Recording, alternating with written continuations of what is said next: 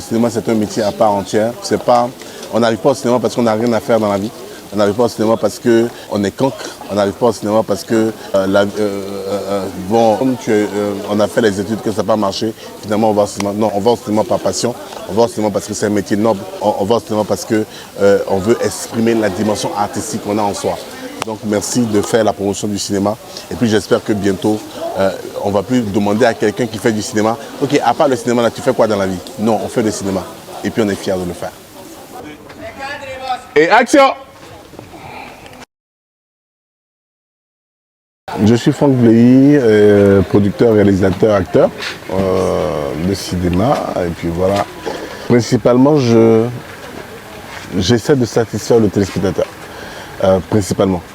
De satisfaire le téléspectateur, principalement, c'est la démarche à laquelle je suis attaché. Je fais des choses qui vont intéresser celui qui regarde la télévision. Je fais des choses qui vont intéresser le téléspectateur qui veut passer un moment de divertissement intéressant et qui regarde une série. Donc ce téléspectateur-là, il doit pouvoir être plongé dans la série.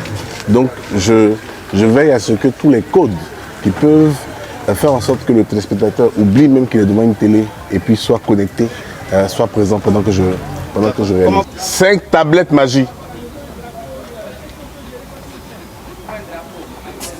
Un acteur doit pouvoir être malléable. Il doit être comme une pâte à modeler et se laisser dans la main du réalisateur qui, à l'origine, sait où il va.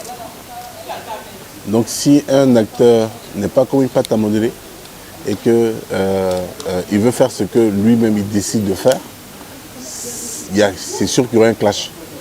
Moi, je suis clair avec mes acteurs depuis le départ. C'est le réalisateur qui a la vision artistique et qui est garant de la vision artistique du film. Donc c'est à lui de diriger l'acteur pour qu'il puisse entrer. Ça n'empêche pas l'acteur de faire des propositions qui peuvent être acceptées ou ne pas être acceptées. Le dernier mot revient au réalisateur. Donc c'est super important. Et donc moi, c'est fonction de tout ça que je fais ma direction artistique. Je fais moi-même mes mises en scène. Hein, et puis par rapport à ce que j'attends. Parce que chaque séquence est mise pour un but précis. Un bon scénario, les séquences ne sont pas là pour faire du remplissage. Les séquences sont là pour répondre à un besoin bien précis. Pour nous amener vers une intrigue, pour nous amener vers le dénouement de quelque chose. Et donc, c'est le réalisateur qui, puisqu'il connaît l'ensemble du scénario, hein, sait exactement ce qu'il attend de cette séquence-là pour compléter son puzzle. Voilà. Quand je fais les coups de la vie, c'est parce que je constate que les gens ont lu les coups de la vie et les histoires les ont intrigués. Donc moi, j'ai ajouté mon petit piment, j'ai ajouté ma petite dose avec ma question à la fin pour que le débat que ça suscite depuis le livre puisse continuer dans les foyers des uns et des autres. Tu vois? Quand je prends les nounous, tout le monde se retrouve parce que chacun a au moins eu dans sa vie une sorte de nounou qui est passé. Chacun a déjà eu des comportements vis-à-vis des nounous qui parfois n'étaient pas bien. Donc chacun se remet en cause. Sans même ouvrir la bouche, chacun se remet en cause et chacun revit une expérience qu'il a eue avec une nounou. C'est ça en fait. Donc c'est comme ça que je m'inspire des sujets de société, des choses de tous les jours qui peuvent faire du bien aux téléspectateurs. La dernière saison, on est à près de 1200 personnes.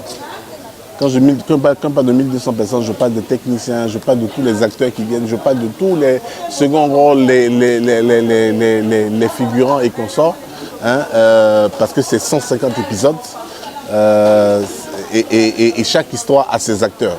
Donc, quand on fait rapidement le calcul, on n'est pas loin de 1200-1300 personnes qui travaillent pour chacune des saisons.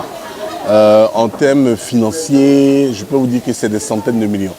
Hein, je ne veux pas vous dire exactement le chiffre, mais sachez que c'est des centaines de millions qui sont engagés chaque fois pour faire une histoire de coups de la vie.